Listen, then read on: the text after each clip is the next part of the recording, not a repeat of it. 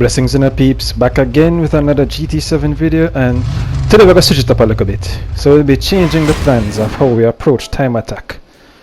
So here we go. After a poor performance on the Suzuka circuit using the McLaren Vision GT car, decided that we'll be taking this new challenge in a different way.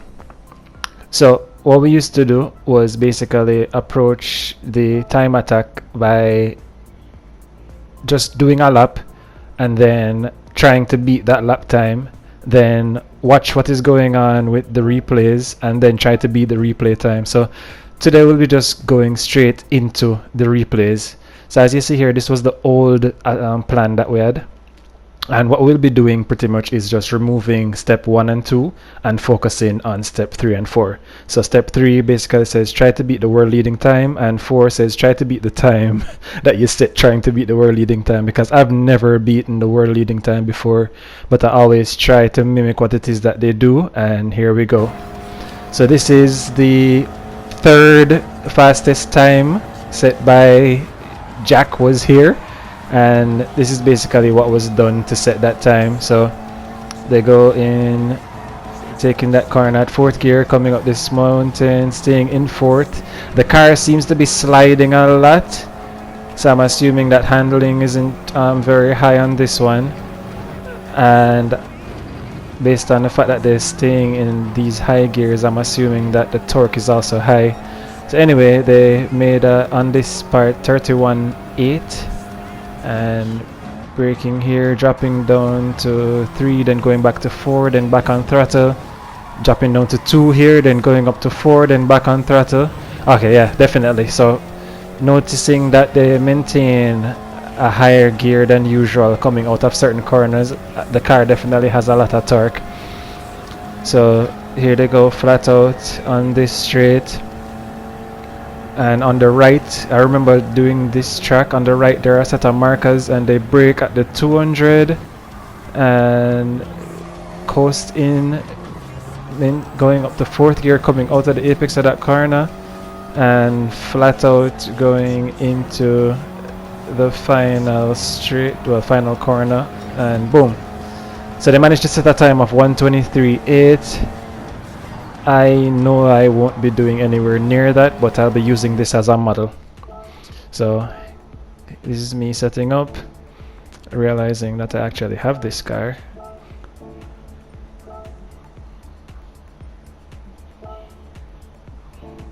So going ahead and purchasing the soft tires, which is a requirement for this race, and putting on soft tires after purchasing them on both the front and the rears, and now I am all green.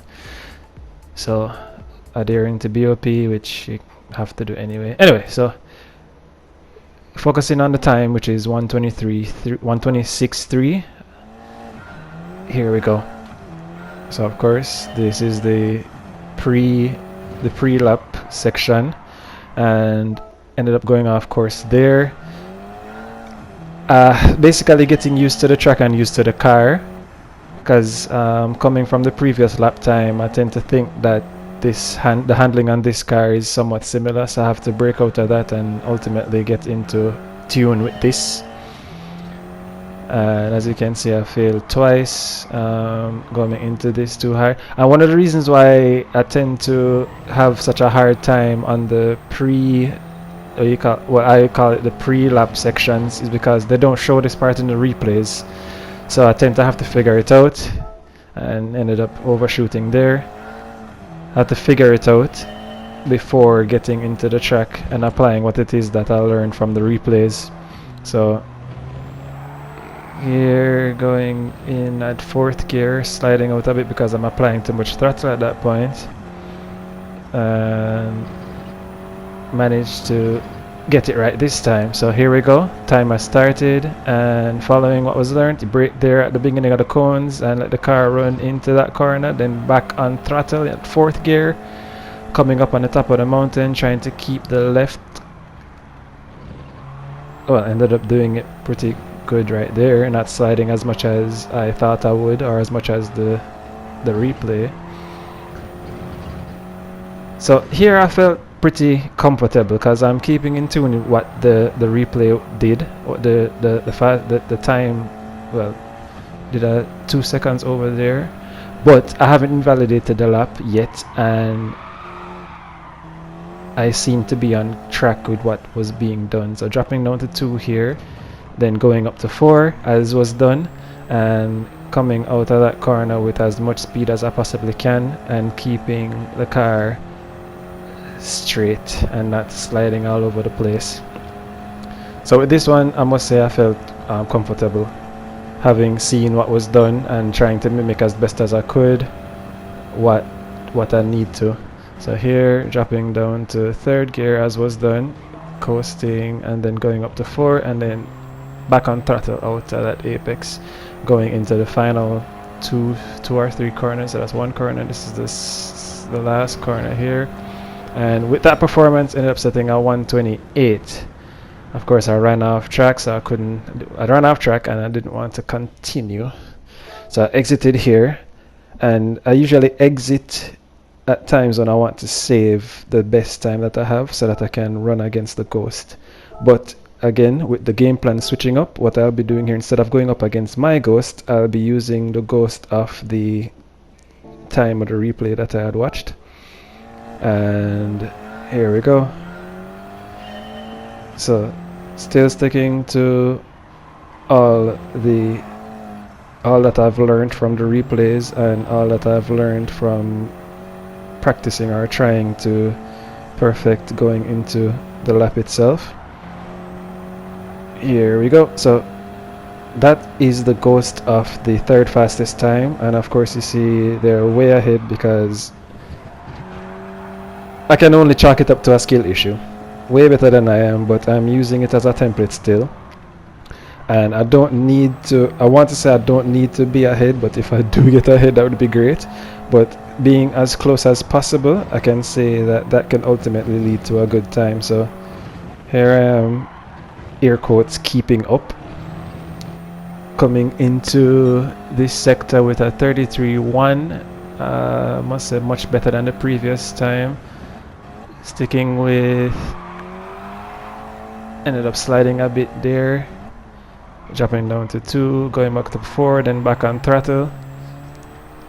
With this run, I was a bit more slidey coming in and out of certain corners, and I thought that would have affected the time by making me run a worse time, but we'll see.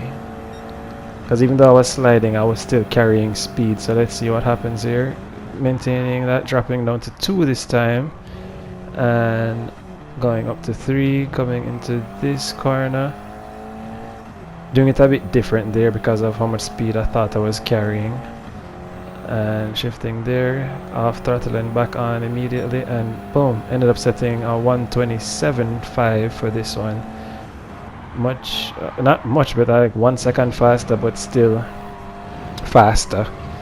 Was trying to keep with it there, but ended up going off course, and of course exiting here so that I can save that to use in the next race, which is what I'll be doing here. So I'll be loading the ghost of my previous time to go up against that, and here we go for this run. So for the 127.5, that is the ghost that I'll be going up against this time, and let's get it.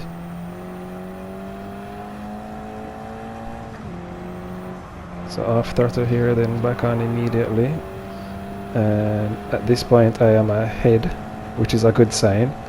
And braking at the beginning of the corner as usual, and then back on throttle coming out of the apex of that corner. And then uphill, trying to keep the left and off track, then downshift. Ended up going down to 3 at that point, trying to maintain stability, but ended up losing some time. But ended up keeping on still, because here we go, passing and doing a much better time than I did before. Here we set a 33.0, which is a 10th faster than before. Dropping down to 4 here, and then back on throttle in 5. then dropping down to 4 and back on throttle there. I kind of messed up there because I wanted to drop down to 2 then back up to 4, but I don't think the button registered to drop down to 2, but either way it worked out in my favor even though I made a mistake there. So here we go, ahead of the ghost this time and going down to this corner here where I decelerate and down to 3rd, which is where I need to be, then up to 4th and then back on throttle.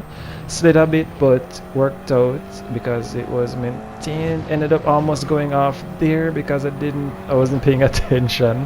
But anyway, coming out of that lap with a 1:26.2, which is what you call it, like almost a tenth faster than the gold time. Wanted to go again to see if I could brush up on those mistakes, but ended up making a mistake myself there. At this point I was kind of putting in the least amount of effort, to be honest, which is why I ended up losing a bunch of time there and ended up going off track here.